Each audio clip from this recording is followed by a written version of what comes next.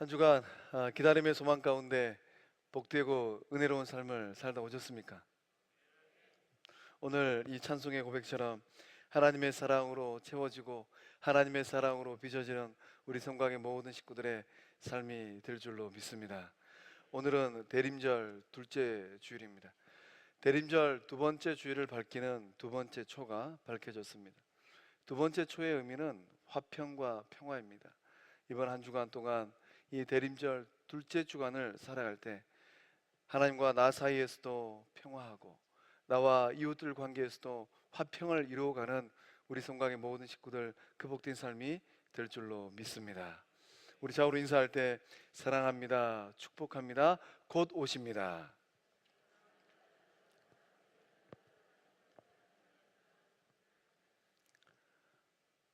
오늘 우리가 읽은 이 본문의 말씀은 예수님 오시기 전 700년 전, 그러니까 오늘을 기점으로 하면 2700년 전에 하나님께서 세우신 선지자 이사야를 통하여서 선포되고 또 이사야를 통하여서 기록된 말씀입니다. 본문의 말씀은 선지자 이사야를 통하여서 장차 오실 메시아가 어떤 사역을 하고 그 메시아를 통하여서 어떤 일들이 일어날 것인가에 대한 말씀이 상세하고도 구체적으로 기록되어져 있습니다. 그래서 본문의 말씀은 2000년 전에 이 땅 가운데 오신 예수님께서 공생애를 시작하실 때 누가복음 4장에서 인용하신 예수님의 사명 선언문입니다. 예수님은 본문의 말씀을 인용하시면서 첫 사역을 시작하셨습니다. 예수님은 본문의 말씀을 인용하시면서 말씀에 기록된 대로 삶을 사셨고 말씀에 기록된 대로 하나님의 뜻을 이루셨습니다. 예수님처럼 이 시대를 살아가는 우리들 모두도 말씀을 이루어가고 말씀을 따라가는 복된 삶이 다 될 줄로 믿습니다. 본문의 말씀 보면 예수님께서 이 땅 가운데 누구를 위하여 무엇 때문에 오셨는가 하는 것을 우리가 살펴볼 수 있습니다. 예수님은 누구를 위하여서 무엇 때문에 이 땅을 오셨을까요? 하나님께서 예수님을 보내실 때 1절의 말씀을 보니까 성령으로 기름을 부으셨다라고 기록되어 있습니다. 하나님께서 예수님에게 성령을 기름 붓듯이 부으셨습니다. 그 이유가 무엇입니까? 성부 하나님께서 예수님에게 성령의 충만함의 기름을 부으신 이유가 무엇입니까? 1절의 말씀을 보면 이는 여호와께서 내게 기름을 부으사 가난한 자에게 아름다운 소식을 전하게 하려 하심이라. 예수님께서 누구를 위하여 오셨는가에 대한 말씀이 기록되어져 있습니다.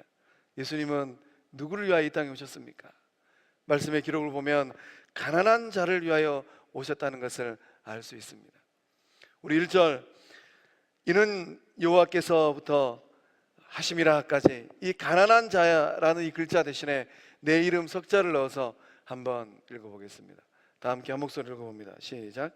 이는 여호와께서 내게 기름을 부으사 최종배에게 아름다운 소식을 전하게 하려 하심이라. 아멘. 아멘.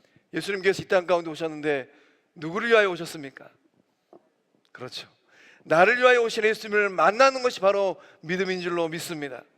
예수님께서 나를 위하여 이 땅에 오셨고 예수님께서 나의 짧은 한 생애를 살고 있는 나를 위하여서 어떠한 일을 행하셨는가, 이것을 고백하는 것이 바로 구원받은 주의 백성의 고백인 줄로 믿습니다. 예수님은 가난한 자들을 위하여 오셨어요. 가난한 자는 대체 누구일까요? 마태복음 5장 3절의 말씀 보면 주님 말씀하시기를 심령이 가난한 자는 복이 있나니 천국이 그들의 것이다 라고 말씀하셨습니다. 가난한 사람들은 누구이겠습니까? 우리가 이 자본주의 시대를 살다 보면 재정적인 어려움을 당하고 있는 사람들이 가난한 사람이다 라고 생각할 수도 있습니다. 그러나 주님의 말씀을 곰곰이 생각해 보면 물질적인 어려움을 당하는 사람이 가난한 사람이 아니에요. 물질적인 어려움 가운데 있지만은 그 마음이 굉장히 부유한 사람들도 많이 있습니다. 또한 물질적으로 풍요한 가운데 있지만은 그 마음이 굉장히 가난한 사람들도 있어요. 우리 주님께서 말씀하신 가난한 사람들은 누구일까요? 그 마음과 심령이 가난한 사람입니다. 마음이 가난한 사람들은 그 삶의 자리, 인생의 여정이 어떠할까요? 마음이 가난한 사람들은 자신이 죄인이라는 이 사실을 깨달은 사람입니다. 이 자신이 나라는 존재가 하나님 앞에서 죄인이구나, 이것을 깨달은 사람만이 하나님 앞에서 겸손할 수가 있습니다. 어떤 사람은 참 삶의 자리가 가난해요. 그런데 그 마음 가운데 자신이 죄인이라는 인식이 없습니다. 하나님 앞에 겸손하지 못해요. 그러나 어떠한 사람은 그 인생길을 걸어가면서 성실하고 열심히 삶으로 말미암아 하나님께서 물질의 복도 주셨어요. 그런데 그 삶과 그 마음을 가만히 들여다보면 하나님 앞에 굉장히 겸손합니다. 누가복음 18장의 말씀을 보면 주님께서 바리새인과 세리에 대해서 말씀하셨습니다. 성전에 바리새인도 세리로 올라갔습니다. 그런데 바리새인은 하나님 앞에, 사람들 앞에 부끄러울 것이 없었던 모양입니다. 그래서 위풍당당합니다. 자신의 당당함에 큰 소리를 칩니다. 하나님 앞에서 자신의 자고함을 나타냅니다. 하나님, 저기 있는 세리와 같지 않은 삶을 살게 하심을 감사합니다. 반면에 세리는 어떠했습니까? 하나님과 사람들 앞에서 자신의 삶이 너무 부끄러웠어요. 고개를 들지 못하고 가슴을 치고 기도하면서 하나님 앞에 그 인생을 고백합니다. 하나님이여, 나를 불쌍히 여기소서. 나는 죄인이로소이다. 누가 하나님 앞에 인정받았습니까? 사람을 업신여기고 하나님 앞에 자신의 잘남을 당당거리면서 얘기했던 바리새인이 아니에요. 무릎을 꿇고 가슴을 치고 자신이 죄인됨을 고백하였던 세리가 하나님 앞에 인정을 받았습니다. 예수님께서 만나기를 원하는 사람, 예수님께서 찾고 있는 사람, 성부 하나님께서 메시아를 보내서 메시아를 통한 은혜와 은총을 받아 누리는 사람은 어떤 사람입니까? 내가 죄인임을 깨닫고 하나님 앞에 마음이 가난한 사람인 줄로 믿습니다. 오늘 이 자리에 나온 우리 성곽의 모든 식구들, 그런 가난한 마음을 가진 구원받은 주의 백성들인 줄로 믿습니다. 마음이 가난한 사람은 지난날의 과오를 회개하는 사람입니다. 회개하고 하나님 앞에 돌아오는 사람이 바로 마음이 가난한 사람이에요. 누가복음 15장의 말씀을 보면 우리가 잘 아는 한 사람 이야기가 등장합니다. 아버지의 재산을 다 탕진해버린 탕자가 등장을 해요. 탕자가 아버지의 품을 따라서 아주 허랑방탕한 삶을 살았습니다. 그래서 다 써버리고 다 탕진해버리고 이제는 삶에 소망이 없었습니다. 어느 누구도 탕자를 반겨 맞지 않았습니다. 그때 탕자의 마음 가운데 그리워지는 품이 있었습니다. 나를 반겨 맞아줄 아버지의 품이 그리웠습니다. 그리고 지난날 자신의 과오를 회개하고 아버지 품으로 돌아왔습니다. 하늘아버지께서 찾고 있는 사람은 누구입니까? 하늘아버지의 품이 그리워서 성부 하나님 품으로 돌아오는 사람인 줄로 믿습니다. 한이 없는 하나님의 은혜를 갈망하고 하나님의 사랑의 품이 그리워서 자신의 과오를 회개하고 돌아오는 사람, 그 사람을 하나님께서 반겨 마실 줄로 믿습니다. 예수님께서 만나주시고 예수님께서 흘러보내실 그 생명력의 은혜를 다 받아 누릴 사람은 누구입니까? 그 마음 가운데, 그 삶 가운데 진정으로 회개하며 주께 돌아오는 사람들, 그 영혼들이 가난한 마음으로 주님을 만날 줄로 믿습니다. 마음이 가난한 사람은 또 누구입니까? 하나님을 철저하게 의뢰하는 사람이에요. 오늘 이 자리에 나온 우리 성광의 식구들은 무엇을 의뢰하고 누구를 의지하며 살고 있습니까? 본문의 말씀 가운데 마음이 가난한 사람들은 하나님 앞에서 자신의 무능과 자신의 나약함을 고백하는 사람이에요. 반면에 자신을 과신하는 사람들이 있습니다. 여전히 인생길을 걸어가면서 입버릇처럼 어떤 가수가 불렀던 이 노래말처럼 내 인생은 나의 것, 내 인생은 나의 것이라고 흥얼거리면서 하나님과 전혀 상관없는 삶, 정욕적인 삶, 세상적인 삶을 살고 있는 사람들이 있어요. 이런 사람들은 하나님을 의지하지 않습니다. 그러면 무엇을 의지하고 인생을 살아갈까요? 하나님 자리에 자신을 올려놓고 살아가고 있습니다. 자신을 의지하고 자신을 자랑하고 자신을 과신하는 삶을 살고 있는 것이에요. 하나님을 섬기고 따를 것인가? 아니면 능력 있고 힘께나 있는 영향력 있는 내 자신을 하나님 자리에 올려놓고 살 것인가? 이것이 바로 오늘날 우리가 직면한 인생의 문제입니다.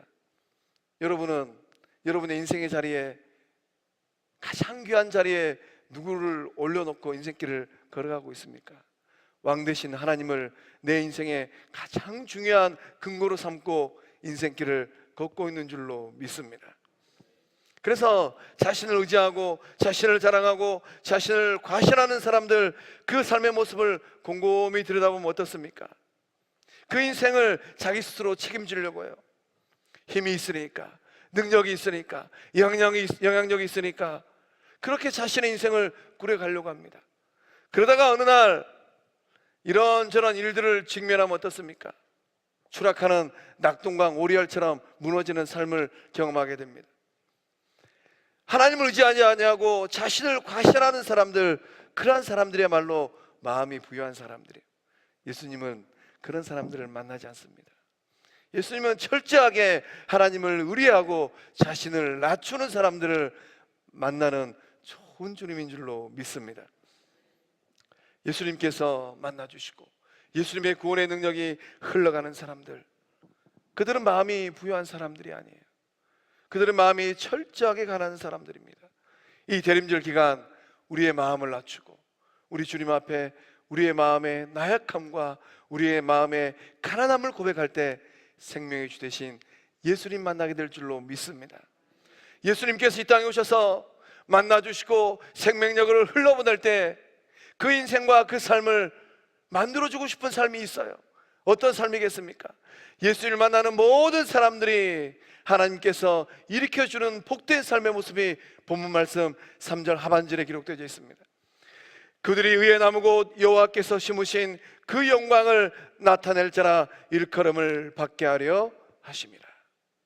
예수님께서 만나주시고 예수님께서 그 영혼의 삶을 보듬어 줌으로 말미암아 종국에는 어떠한 삶이 되는가? 의의 나무가 된다라고 말씀하고 계십니다. 의의 나무, 하나님께서 기뻐 받으시는 영광의 열매를 주렁주렁 맺는 그러한 삶, 의의 나무가 다 될 줄로 믿습니다. 이 대림절 기간 예수님을 만남으로 말미암아 오늘 이 순간까지 내 삶의 자리에 하나님께서 기뻐하지 않는 모습들이 있다 할지라도 오늘 이 시간을 기점으로 말미암아 결단할 때 마음을 낮추고 오직 성부 하나님을 바라보고 회개하고 돌아올 때 예수님 만나면서 복된 의의 나무 같은 삶이 다 될 줄로 믿습니다. 그래서 이런 의의 나무, 하나님의 영광이 가득한 의의 삶을 살도록 우리 주님께서 행하실 일들이 있어요. 그래서 예수님께서 어떤 사역과 예수님께서 어떠한 일을 행하실 것인가? 우리 1절 중반절의 말씀을 함께 읽어보겠습니다. 시작. 나를 보내사 마음이 상한 자를 고치며. 아멘. 예수님께서 이 땅에 오셔서 행하시는 일, 우리 주님의 사명은 어떤 일입니까?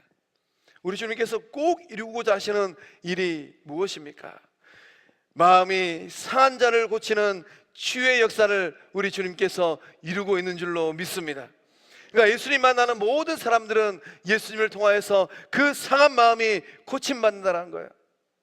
주의 전을 오르락 내리락 할 때, 예배의 자리에서 예수님 만날 때, 기도의 자리에서 성령님 만날 때, 우리의 삶의 자리에서 성부 하나님을 만날 때 놀라우신 예수님의 치료의 능력이, 예수님의 치유하심이 우리의 삶에 구석구석 임하게 될 줄로 믿습니다. 예수님께서 마음을 상한 자들을 고쳐주시는데 이 마음이 상한 사람들은 누구일까요? 마음이 상한 사람들은 가슴을 치는 사람들이에요. 마음이 상한 사람들은 상처 입은 영혼들입니다. 마음이 상한 사람들은 아픈 사람들이에요. 질그릇이 땅에 딱 떨어지거나 아니면 질그릇을 내 동댕이 치면 어떻게 됩니까? 땅에 떨어지는 그 순간, 내 동댕이 쳐지는 그 순간 질그릇은 산산조각 납니다. 그런 질그릇처럼 마음이 완전히 깨진 사람들, 그들이 바로 말씀에 기록된 마음이 상한 사람들입니다. 오늘 이 자리에 나온 우리 성광의 식구들, 그 마음의 모습은 어떻습니까? 온전한 질그릇 상태입니까? 아니면 이런저런 일들로 인하여서 그 인생 질그릇에 금이 가 있고 아니면 땅바닥에 내동댕이 쳐진 완전히 깨어져 버린 그 질그릇처럼 마음이 산산조각 나 있지는 않습니까? 세상 살면서 마음 상할 일이 참 많은 것 같습니다. 언제 우리의 마음이 상합니까? 인간 대접하지 못할 때 우리의 마음이 상해요. 가정에서도, 일터에서도, 심지어 구원받은 주의 백성들이 모인 교회 안에서도 인간 대접하지 못할 때 우리의 마음이 상합니다. 학대와 폭력과 왕따와 무시당함과 비난받음을 당할 때 우리의 마음이 상하는 거예요. 소망합니다. 예수 그리스도의 몸된 우리 성광교회는 마음 상하는 일이 있는 교회가 아니라 마음이 회복되어지고 즐겁고 기쁜 교회 될 줄로 믿습니다. 그래서 인간 대접을 받지 못하고 이해받지 못하고 무시당할 때 나라는 한 인격 존재가 가정에서도 일터에서도 심지어 친구들 사이에서도 마음이 상처를 받게 되는 것입니다. 상처받으면 우리의 마음이 어떻게 됩니까? 상처받으면 우리의 마음이 아프고 쓰리고 괴롭습니다. 그 상처가 너무 깊으면 잠을 잘 수 없을 만큼 고통스러워요. 육신의 몸은 잠자리에 누웠는데 눈은 말똥말똥 떠 있습니다. 잠을 청하기 위해서 눈은 감았는데 마음이 어지러워서 잠을 잘 수가 없어요. 불면증이 오고 우울증이 옵니다. 세상 사람들이 인생을 잘 살지 못하고 비극적인 선택을 하는 이유가 무엇입니까? 상처받은 마음이 고침받지 못했기 때문입니다. 그래서 우리는 인생길을 걸어갈 때 내 주변에 있는 아무 개가 혹여나 그 마음이 상처받고 고침받지는 못하지 않아야 하는가 살펴보아야 돼요. 고침받지 못한 그 상처받은 마음이 있다면 어루만져 주고 위로하여 줄 줄로 믿습니다. 심리학자들의 연구를 따르면 마음이 상처를 받게 되면 나타나는 현상들이 있다고 합니다. 마음이 상처를 받으면 불안이 먼저 와요. 불안이 오면 우리 마음 가운데 두려움이 생깁니다. 그래서 학대를 당하고 폭력을 당한 사람들, 그 얼굴만 떠올려도 마음이 불안합니다. 가슴이 쿵쾅쿵쾅 뛰는 거예요. 두 번째는 분노심이 생긴다고 합니다. 마음이 좋지 않는 감정들로 꽉 찬다고 해요. 미움이 생기고 시기심이 생기고 질투가 생기고 사춘기 아이들처럼 반항심이 생긴다고 합니다. 세 번째, 마음이 상처받으면 우리의 마음 가운데 부정적인 감정들로 채워진다고 해요. 좌절감, 열등감, 죄책감으로 사로잡힌다고 합니다. 네 번째, 이 마음이 상처를 받으면 우리의 마음이 스스로 보호하기 위해서 교만한 마음이 생겨난다고 합니다. 자기 방어 기제가 발달하는 거예요.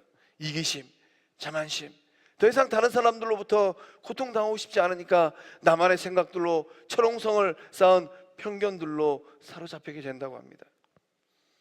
오늘 이 자리에 나온 우리 성광의 식구들은 어떻습니까? 그 마음의 자리가, 그 마음의 상태가 어떻습니까? 상처난 마음을 치료하는 가장 좋은 치료제가 있습니다. 무엇일까요? 사랑입니다. 누군가로부터 따뜻한 사랑을 받으면 이 상처난 마음이 아물고 회복된다고 해요. 예수님께서 2000년 전에 이 땅에 오신 이유가 무엇입니까? 예수님은 무엇을 가지고 하늘 보좌를 버리고 인간의 몸을 입고 이 땅 가운데 이 자리에 앉아있는 여러분을 위하여 오셨습니까? 우리 주님께서 상처난 마음을 치료할 수 있는 가장 좋은 명약, 성부 하나님의 사랑을 가지고 이 땅에 오신 줄로 믿습니다. 오늘 예배를 기점으로 해서 상처난 마음이 있다면 그 상처난 마음에 예수님의 사랑의 연고를 듬뿍듬뿍 바르십시오. 그 사랑의 연고를 인하여서 상처난 마음이 아물고 회복되어지는 역사가 일어나게 될 줄로 믿습니다. 그래서 본문의 말씀 가운데 고친다라는 말씀이 기록되어져 있어요. 마음이 상한 자를 고치며, 이 고친다라는 말의 의미가 무엇입니까? 쌈에서 묶어준다라는 거예요. 끊어진 마음, 찢어진 마음, 상한 마음을 예수님께서 성부 하나님의 사랑으로 싸매어 주시겠다라는 거예요.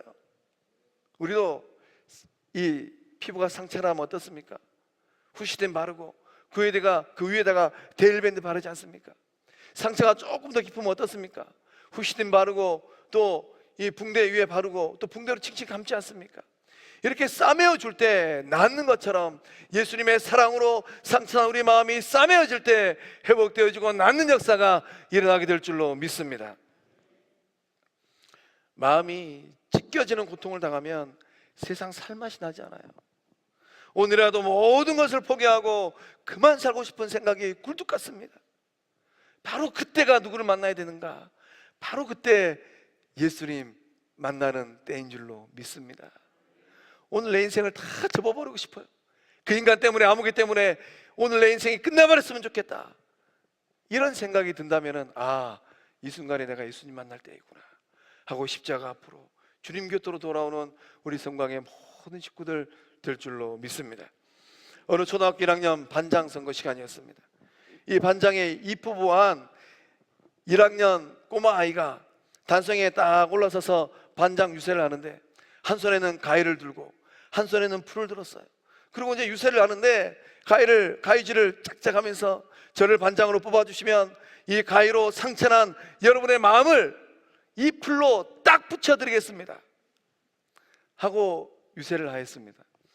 이 학생이 반장으로 뽑혔을까요? 떨어졌을까요? 믿음이 없으시네. 여러분의 상처난 마음을 제가 들고 온 이 풀로 딱 붙여드리겠습니다, 이렇게 유세한 학생이 반장으로 당선된 줄 믿으시기 바랍니다. 초등학교 1학년 아이도 하물며 사람들의 상처난 마음을, 반 아이들의 마음을 그렇게 보듬어주고 위로하고 싶은데 이 땅 가운데 구주로 오신 우리 예수님은 어떻습니까? 갈기갈리 찢기고 상처난 마음, 그 마음을 고쳐주시고 싸매어 주시고 낫게 하실 줄로 믿습니다. 세상 그 어디에 마음 붙일 데 없을 때, 어느 누구에게 하소연하고 싶을 때가 없을 때 예수님 만나서 위로함 받고 고침받는 우리 성광의 모든 식구들 될 줄로 믿습니다. 예수님께서 이 땅 가운데 오셔서 행하신 두 번째 일은, 사역은 무엇입니까? 우리 1절 하반절의 말씀을 함께 읽어보겠습니다. 시작. 포로된 자에게 자유를, 갇힌 자에게 노임을 선포하며. 아멘. 아멘. 예수님께서 이 땅 가운데 무엇하러 오셨는가? 예수님께서 마음이 가난한 나를 위하여 이 땅에 오셨는데 나의 삶 가운데 예수님께서 어떠한 일들을 행하고 계시는가? 우리 주님께서 자유케 하신다라고 말씀하고 계십니다. 본문의 말씀에 기록된 이스라엘 백성들은 어떤 삶의 자리에서 이 이사야 선지자가 기록한 이 말씀을 읽었을까요? 본문의 말씀을 읽은 1차 독자된 이스라엘 백성들은 포로된 자리에서, 그 삶의 자리에서 이 글을 읽었습니다. 아수르로 끌려가서 포로 생활을 할 때 이 말씀을 읽었어요. 이 말씀을 읽은 그들에게 하나님은 희망을 주시고 소망을 주셨습니다. 기름 부음을 받은 메시아가 오심으로 말미암아 포로민에서 자유민으로 나의 삶의 신분이 달라지겠구나. 당시 때 많은 사람들이 포로로 끌려갔습니다. 누가 끌려갔습니까? 전쟁에서 패하면, 전쟁에서 지면 포로로 끌려가는 거예요. 그래서 수없이 많은 이스라엘 백성들이 아수르로, 바벨론으로 포로로 끌려갔습니다. 오늘날 우리 시대에도, 우리 사회에도 포로로 끌려다니는 많은 사람들이 있어요. 누가 포로민의 생활을 하고 있습니까? 돈의 포로가 되고, 욕망의 포로가 되어지고, 명예의 포로가 되어지고, 세상 쾌락의 포로가 되어지고, 도박의 포로가 되어지고, 술 중독에 빠져서 허우적거리는 영혼들, 그들은 죄다 포로된 사람들이에요. 이 포로로 끌려다니는 사람들은 어떤 삶을 살고 있습니까? 노예 생활을 하는 거예요. 바벨론으로, 아수르로 끌려간 사람들도 죄다 노예 생활을 했습니다. 오늘 이 시대에도 많은 사람들이 대한민국 자유민주주의 국가에서 삶을 살고 있지만은 노예 생활을 하고 있어요. 나다운 삶을 전혀 살지 못하고 있습니다. 무절제하고 통제가 되지 않는 삶을 살고 있어요. 집착에서 벗어나지 못한 삶을 살고 있습니다. 이런 포로 생활의 삶을 살고 있는 영혼들을 옆에서 지켜보면 어떻습니까? 주변에 있는 많은 사람들 또한 힘들어요. 지칩니다. 저 영혼의 삶이 언제쯤 저 생활을 청산하고 정상적인 삶을 살 수 있을까? 보는 사람도 답답합니다. 이 포로된 사람들에게는 희망이 없어요. 벗어날 수 없는 울타리에 갇혀 있습니다. 도와주는 이들 또한 없어요. 내일에 대한 부정적인 생각들로 가득 차 있습니다. 감옥에 갇혀 있는 죄수처럼 자유가 없어요. 자유는 누가 누리는 겁니까? 자유는 누구의 몫입니까? 진정한 자유를 주시는 분은 누구입니까? 정치인들일까요? 경제인들일까요? 명망 있는 지식인들일까요? 그들 또한 그들의 삶을 곰곰이 들여다보면 갇혀 있어요. 9시 뉴스를 보면 다 어떻습니까? 저렇게 많이 배우고 저렇게 힘 있는 사람이 어떻게 저런 짓을 할 수 있을까? 다 갇혀 있는 죄인들이에요. 참된 자유, 참된 생명은 구주로 오신 예수님께서 우리에게 주신 줄로 믿습니다. 자유는 예수님을 구주로 만난 사람들의 삶의 몫인 줄로 믿습니다. 예수님 안에 참된 자유가 있어요. 예수님을 만남으로 말미암아 이 대림절 기간 영적 자유와 육적 자유와 삶의 자유를 받아 누리는 복된 성공의 식구들 다 될 줄로 믿습니다. 요한복음 8장 32절과 36절의 말씀 함께 읽어 보겠습니다. 시작. 진리를 알지니 진리가 너희를 자유롭게 하리라. 그러므로 아들이 너희를 자유롭게 하면 너희가 참으로 자유로우리라. 아멘. 진리를 알지니 진리가 너희를 자유롭게 하리라. 우리를 자유롭게 하는 것은 진리 대신 예수님이라는 것입니다. 아들이 너희를 자유롭게 하면 너희가 참으로 자유로우리라. 수가성 여인은 그 삶에 자유가 없었어요. 자신의 과거의 행적이 너무 부끄러웠습니다. 그래서 사람들의 이목을 피해 다녔어요. 사람들을 만나는 게 너무 부끄러워서 저 멀찌감치 아무 개가 있다면 물동이이고 처마 밑으로 외진길로 숨어버렸습니다. 대낮에 사람들의 이목이 부끄러워서 물길로 우물 곁으로 왔습니다. 예수님 만났습니다. 그리고 그 여인이 일평생 살아오면서 한 번도 경험해보지 못하였던 마음의 자유, 삶의 자유를 누리게 되었어요. 동네 사람들에게 이 기쁨의 소식을 전하러 가는 그 모습이 어떠했습니까? 우리 요한복음 4장 28절과 29절의 말씀 함께 읽어보겠습니다. 시작. 여자가 물동이를 버려두고 동네로 들어가서 사람들에게 이르되 내가 행한 모든 일을 내게 말한 사람을 와서 보라. 이는 그리스도가 아니냐 하니. 아멘. 아멘. 예수님 만나고 마을로 돌아가는 그 뒷모습은 어떠했습니까? 물동이를 버려두고 동네로 들어갔다라고 기록되어 있습니다. 물동이는 이 수가성 여인의 인생의 단면이에요. 자신을 짓누르고 있는 삶의 모습입니다. 일평생 지고 왔던 삶의 무게예요. 진리를 알고 나니 너무 기뻐서 이 물동이를 버려버렸습니다. 이제는 어떠한 구속도 제약도 받지 않는 자유의 몸이 되었고 기쁜 삶의 마음이 되었습니다. 오늘 이 시간 우리가 누려야 될 기쁨과 영광과 자유가 바로 이러한 모습인 줄로 믿습니다. 우리 가운데 예배의 자리에 나올 때 무거운 물동이를 이고 온 우리 성광의 식구들이 있다면 예수님 만나서 인생의 무거운 짐을 다 내어버리고 기쁨과 자유를 받아 누리는 은혜가 임하게 될 줄로 믿습니다. 사랑하는 성광의 성도 여러분, 여러분의 삶을 짓누르고 있는 물동이는 무엇입니까? 예수님을 만나고 진리를 알게 될 때 우리를 짓누르고 있는 물동이를 버리게 되는 자유의 은혜가 임하게 될 줄로 믿습니다. 영적 자유와 육적 자유를 받아 누리는 대림절 복된 기간 될 줄로 믿습니다. 예수님께서 이 땅에 오셔서 우리들에게 주시는 세 번째 은총이 있습니다. 2절의 말씀 함께 읽어보겠습니다. 시작. 여호와의 은혜의 해와 우리 하나님의 보복의 날을 선포하여 모든 슬픈 자를 위로하되. 아멘. 예수님께서 이 땅에 오신 세 번째 중요한 사명, 구원받은 마음이 가난한 여러분의 삶 가운데 부활하신 예수님께서, 다시 오실 예수님께서 주시는 삶의 은총, 그것은 위로하심입니다. 이 땅에 오신 예수님의 가장 중요한 사역은 위로의 사역입니다. 말씀을 보면 모든 슬픈 자를 위로하되 라고 기록되어 있어요.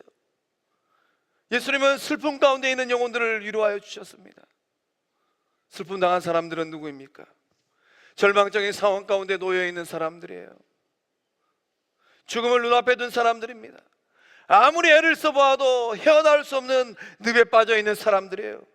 사방팔방 돌아다녀 보아도 답을 찾을 수 없는 문제를 안고 사는 사람들입니다. 우리 주님께서 그들을 위로하기 위하여 이 땅에 오신 줄로 믿습니다. 그 삶의 자리가 얼마나 답답한지, 숨을 쉬고 있지만은 가슴이 너무 답답합니다. 이 답답한 마음을 안고 있는 사람들을 위로하고 등 두들기기 위해서 예수님이 이 땅에 오신 줄로 믿습니다.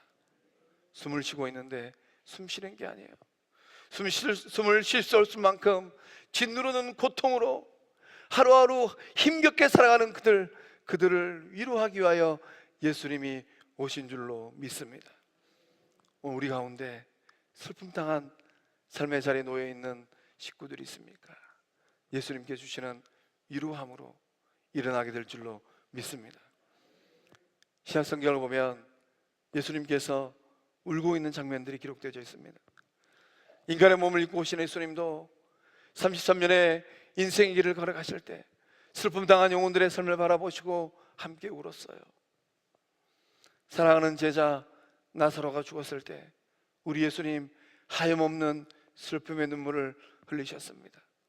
나사로의 죽음을 바라보고 마리아와 마르다의 그 눈물을 바라보시고 멀뚱멀뚱 쳐다보지 않으셨어요. 함께 울어주셨습니다. 예루살렘 성을 입성할 때 우리 주님은 예루살렘 성을 보고 오셨어요. 장차 예루살렘 성 안에 있는 많은 유대인들이 당할 그 환난과 고통과 어려움을 보시고 예수님 우셨습니다. 나인성 과부의 아들이 죽었을 때 우리 주님은 어떻게 하셨습니까? 아들 잃은 어머니의 애통하는 마음을 위로하여 주시고 불쌍히 여겨주셨습니다. 그리고 우리 주님께서 뭐라고 외쳤습니까? 청년아, 내가 내게 명하노니 일어나라 라고 명하셨습니다. 그렇게 말씀하셨을 때 죽은 아들이 살아난 줄로 믿습니다. 생명의 능력은 어디로부터 오는 것입니까? 삶의 능력은 어디로부터 오는 것입니까? 우리를 위로해 주시는 예수님 만날 때 눈물 젖은 삶이 변화해서 기쁨의 삶이 될 줄로 믿습니다. 절망 가운데 놓여 있는 그 삶이 생명을 되찾을 줄로 믿습니다. 혹 우리 가운데 상실의 고통으로 눈물을 흘리며 애통하는 성도들이 있습니까? 친히 찾아와 주셔서 위로하시고 붙들어 주시고 되돌려 주시는 예수님 만날 때 일어나는 삶이 될 줄로 믿습니다. 절망이 변화해서 소망이 될 줄로 믿습니다. 슬픔이 변화해서 세임받는 기쁨의 삶이 될 줄로 믿습니다. 이 위로하시는 예수님을 만나는 그 삶의 놀라운 은총은, 놀라운 변화는 무엇입니까? 3절의 말씀에 예수님 만나서 위로함 받는 삶의 그 모습이 아주 상세하고도 구체적으로 기록되어 있습니다. 이 말씀을 보면 무릇 시온에서 슬퍼하는 자에게 화관을 주어 그 죄를 대신하며 기쁨의 기름으로 그 슬픔을 대신하며 찬송의 옷으로 그 근심을 대신하리라. 위로하신 예수님 만날 때 이 놀라운 변화의 역사가 일어나게 될 줄로 믿습니다. 최악의 상황에 떨어진 삶이라 할지라도 위로자 되시는 예수님 만날 때 최상의 것을 얻는 삶이 될 줄로 믿습니다. 죄 대신 화관을 주신다고 해요. 죄를 뒤집어 쓰는 그런 삶이 아니라 이제는 머리에 꽃관을 쓰는 아름다운 삶이 되게 하시겠다라는 겁니다. 슬픔이 아닌 기쁨의 기름을 주시겠다라고 말씀합니다. 근심이 아닌 찬송의 옷을 입혀주신다라고 말씀하고 있습니다. 예수님 안에서 이 놀라운 삶을 다 누리게 될 줄로 믿습니다. 3절의 말씀을 한마디로 요약하면 성부 하나님께서 예수님의 오심을 통하여서 우리들의 삶을, 우리들의 손을 들어주시겠다라는 거예요. 10라운드 권투 경기가 딱 끝나면 가장 중요한 대목이 있습니다. 심판이 누구의 손을 들어주느냐 하는 것입니다. 심판이 손을 들어주는 사람이 승자의 삶이 되는 것입니다. 예수님을 통하여서 성부 하나님께서 우리의 삶을 어떻게 만들어 주십니까? 세상 가운데 어려움 가운데 놓여있는 삶이라 할지라도 손을 들어주는 삶, 승리자의 삶, 이기는 삶으로 만들어 줄 줄로 믿습니다. 예수님을 만남으로 말미암아 역전하는 삶이 될 줄로 믿습니다. 사랑하는 성도 여러분, 예수님께서 이 땅에 오신 이유가, 목적이 무엇입니까? 상황을 뒤집기 위해 오셨어요. 죄의 삶이 아닌 화관의 삶이 되도록 예수님께서 오신 줄로 믿습니다. 슬픔의 삶이 아닌 기쁨의 삶이 되라고 주님께서 오신 줄로 믿습니다. 예수님 만남으로 말미암아 고통과 절망 가운데 있다 할지라도 우리 주님이 주시는 생명과 희망과 행복한 삶을 다 받아 누리는 복된 성광의 식구들 될 줄로 믿습니다. 기도하시겠습니다.